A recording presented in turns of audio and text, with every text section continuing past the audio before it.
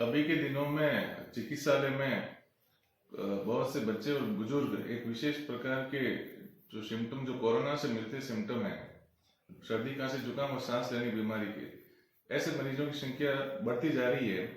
समाचार पत्रों के माध्यम से और विशेषज्ञों के द्वारा दी गई जानकारी के अनुसार H3N2 नामक स्ट्रेन का वायरस यह है।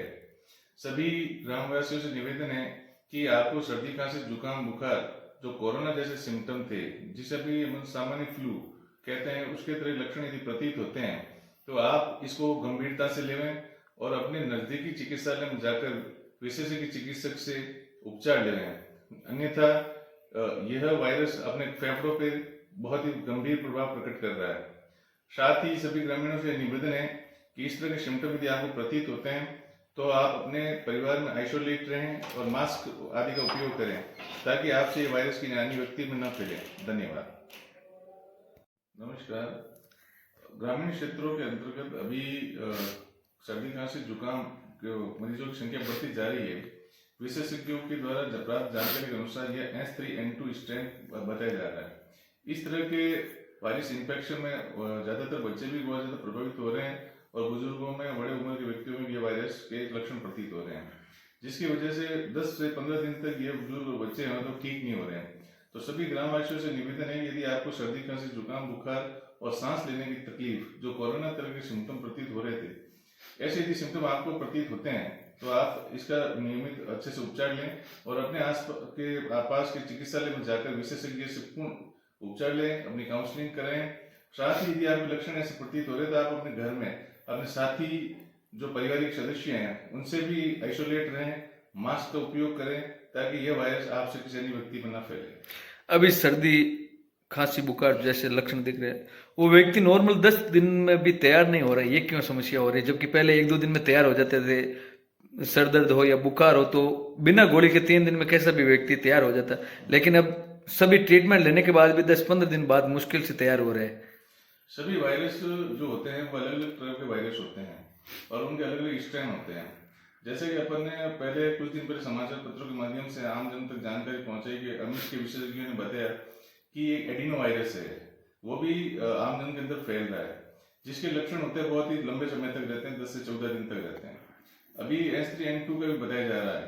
तो ये जो वायरस होते हैं, वायरस के भी अलग अलग स्ट्रेन होते हैं और सभी वायरस की अपनी अपनी संक्रमण क्षमता, इंक्यूबेशन पीरियड होता है। इस वायरस जो भी फैला हुआ उसका जो समय है वह 10 से 14 दिन तक होता है। इस वजह से सभी जो मरीज है वो 10 से 15 दिन में ठीक हो रहे हैं। इस कारण से ये सब है। तो कोरोना की तरह जो 14 दिन नॉर्मली थे, अस्पताल में देखते हैं कि लगभग 600-700 की आउटडोर इंडोर इन दिनों देखने को मिल रही है। वो कोरोना की तरह ही ये आपके जो S1 जो ये वायरस है वही होगा? जी, कोरोना भी एक तरह ये वायरस ही था। वायरस में मैंने जैसे भी बताया कि अलग अलग तरह के स्ट्रेन होते हैं, अलग अलग नाम के वायरस होते हैं, तो सभी के लक्षण फ्लू टाइप ही होते हैं, सर्दी खांसी जुकाम बुखार। और इसमें जो अभी जो चल रहा है, जैसे एडिनो वायरस बता रहे हैं, H3N2 स्ट्रेन बताया जा रहा है, इस तरह के वायरस के जो लक्षण है वो जल्दी ठीक नहीं हो रहे हैं।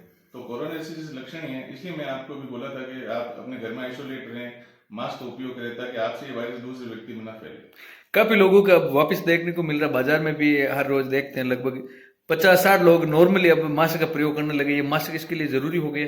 बिल्कुल। वायरस हमेशा अपन जो ये एक व्यक्ति से दूसरे व्यक्ति में वायु के माध्यम से फैलता है, तो इस वायरस को रोकने के सबसे जो कारगर उपाय है, जैसे अपन ने देखा कोरोना फैला था उस समय मास्क को ही सबसे बड़ा हथियार माना गया इस वायरस को रोकने के लिए।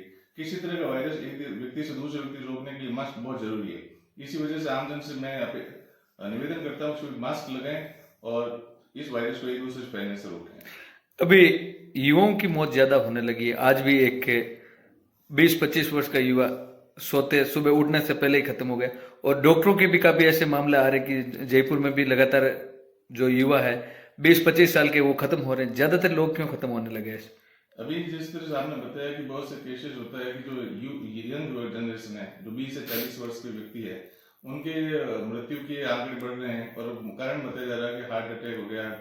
इस वजह से इसका भी विशेषज्ञों द्वारा कोई जानकारी प्राप्त नहीं हुई, लेकिन इसके पीछे क्या कारण है, इसके पीछे दैनिक लाइफ स्टाइल भी हो सकती है और दूसरी और भी कुछ चीजें हो सकती है, जिस वजह से आजकल यूथ है जो इस तरह के स्ट्रेस के माध्यम से, खान पान के माध्यम से, और ये जो हृदय की बीमारी बढ़ती जा रही है। तो मेरे सभी युवाओं से ये निवेदन है कि जीवन में स्ट्रेस न रखें और खान पान और दैनिक जीवन को अनुशासन से जिए, ताकि इस तरह की बीमारी आगे न फैले। बच्चों में भी काफी फैलने लगी है ये बीमारी? हृदय वाले बच्चों में तो वैसे कोई केसेस नहीं है, लेकिन नहीं, अभी अभी बीमारी ज्यादातर अस्पताल में बच्चे वगैरह भी ज्यादा आ रहे हैं। वायरल वाले बहुत ज्यादा बच्चे आ रहे हैं, क्योंकि मैंने बताया जैसे वायरस एक दूसरे से फैलता है, तो ये बच्चों के अंदर भी ये वायरस बहुत ज्यादा देखने को मिल रहा है। धन्यवाद।